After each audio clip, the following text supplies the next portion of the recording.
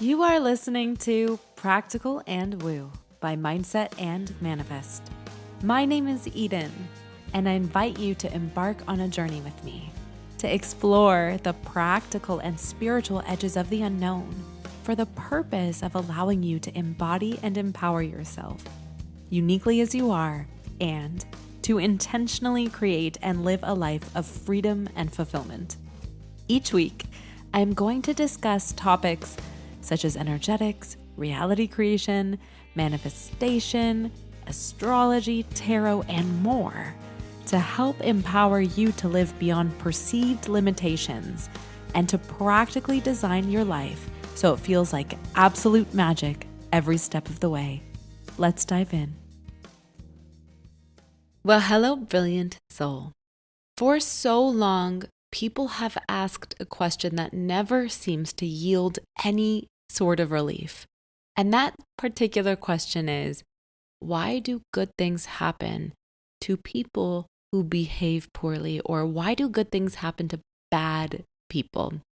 The reason why I qualified it in the first format is because in the universal perspective, there is no true good or bad, but I also want to be plain and simple here. And this is a good question that is rightly so steeped in frustration and disappointment, not to mention the sense of unfairness that comes with it.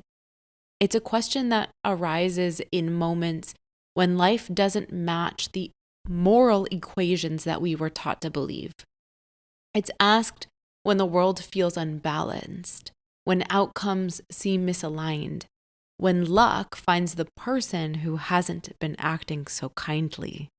You've likely heard this question. You may have wondered it yourself. And many people cling to it in an attempt to make sense of why life unfolds in the way that it does. The more I have experienced, the more I have observed, the more I've studied how consciousness works and how our inner world shapes our outer experience, the more I feel that this particular question is aimed at the wrong target. It's not the inquiry we should be focused on. It actually points us away from the deeper truth rather than towards it. Focusing on why good things happen to bad people keeps us stuck in an outdated paradigm where morality dictates our outcomes and a belief that the universe should reward virtue. But energetics aren't factoring in this. So, what we should be curious about instead is this. Why do hard things happen to strong people? This is the question that cracks open our deeper understanding. It's a question that introduces an entirely different spiritual architecture because it reveals a truth that so many of us intuitively know, but forget when we're in the middle of a difficult moment. This is the question, though, that reorients your focus away from the unfairness of life and towards the deeper intelligence that moves through it. Because what I have come to observe is that people are not tested because they are weak. They are not challenged because they are unlucky. They are not stretched because they are inadequate. People meet hard things because they are strong. And because their inner world contains the capabilities, tools, emotional depth, and spiritual maturity that allows them to navigate and transform experiences that others might not be able to hold, or even more, learn from. This is a conversation about a curriculum that is designed for a strong person. When you shift your inquiry from why them to why me, and then refine it to what does my strength have to do with this? You unlock an entirely different identity. You stop seeing yourself as someone who is burdened by life and start seeing yourself as someone who life recognizes, a creator, a steward, a leader who is capable of making the world a better place than the way they found it. Strength is defined by the ability to hold a large emotional range without collapsing. It's the endurance to stay present inside experiences that require depth.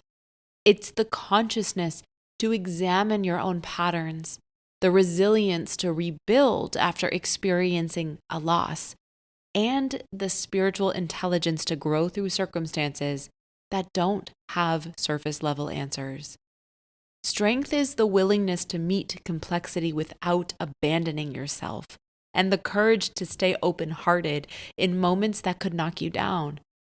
And it's the recognition that your soul came into this lifetime with an appetite for evolution rather than for stagnation. A strong soul has a different energetic curriculum. Some people come into this life to stabilize. They seek predictability, comfort, gentleness, and consistency because their soul is in a season where that's what they need. Life accommodates it. Life meets them with the experiences that match this capacity. And then strong souls arrive with a different blueprint. Their path involves experiences that initiate them, activate them, and call them into their own becoming. And if you're listening to this episode, if you're listening to this podcast, you're likely someone whom this resonates with. Your path could include moments that require courage and clarity and integrity, intuition, compassion, perseverance, as well as emotional depth. Your path is shaped through encounters that carve out space inside of you for the wisdom that you will then one day use to lead, teach, create, support, inspire, guide, uplift, or love with the breadth and depth of your heart. Hard things don't happen to strong people because they need to be punished. Hard things happen to strong people because the experience itself is an activation of the strength that's already present within them. It's a reminder that their soul is equipped for the very things that they're facing, the very things you're facing. A person who has never been stretched remains unseasoned. A person who has never been challenged remains untempered. A person who avoids every wave of difficulty never learns how powerful they truly are. Your strong moments are revealed inside of your hard moments. Your strength does not show itself in the chapters where everything is smooth. It shows itself in the chapters where your resilience grows roots. So when a difficult experience enters your life, instead of asking why you attracted it or what you did wrong or why life seems to target you, consider this. Life does not place a heavy stone in the hands of someone too fragile to carry it. Life places the stone in the hands of someone whose inner world contains the fortitude to hold it and examine it and learn from it and transform because of it. This is the remembering that equips you to make the most of the moments where you're feeling the most challenged, to become a masterful alchemist, changing lead into gold and coal into diamonds. Think about one of the hardest experiences you have ever lived through. At the time, it likely felt overwhelming and disorienting, as it should have. You may have felt lost or scared. And yet, when you look back, can you trace the qualities that were awakened within you through that particular season? Can you recognize that the strength you carry today was shaped in part by that chapter? Your wisdom grew, your discernment sharpened, your capacity expanded, your boundaries improved. You likely discovered something about yourself you had not known before.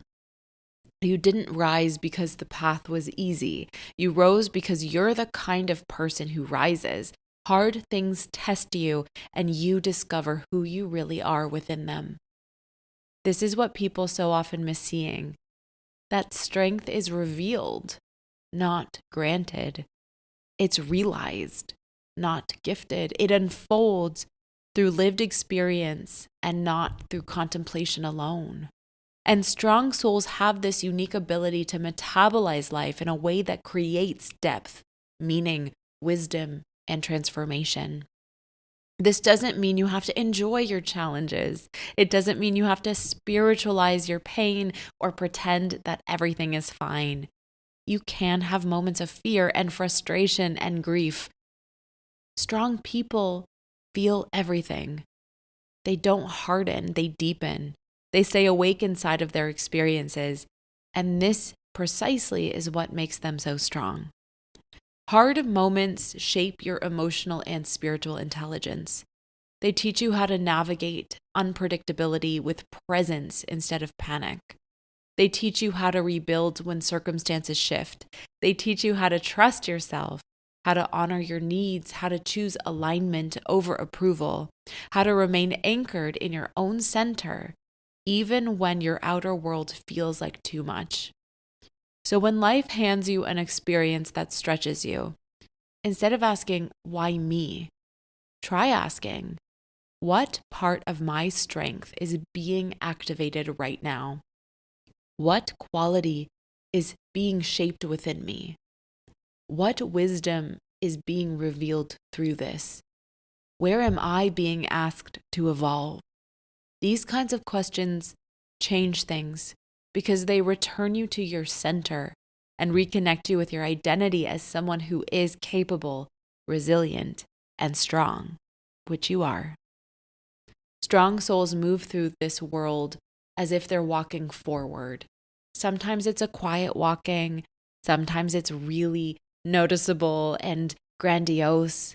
Sometimes a strong soul shows this through their work and sometimes through their presence. They are the anchors, the lighthouses, the steady hands, the wise hearts, the ones who grew through their own experiences and then choose to carry that wisdom into their communities and relationships, families, businesses, creative callings, and everything else. And none of that strength emerges without experiences that refine, challenge, and sculpt the one who is in the driver's seat.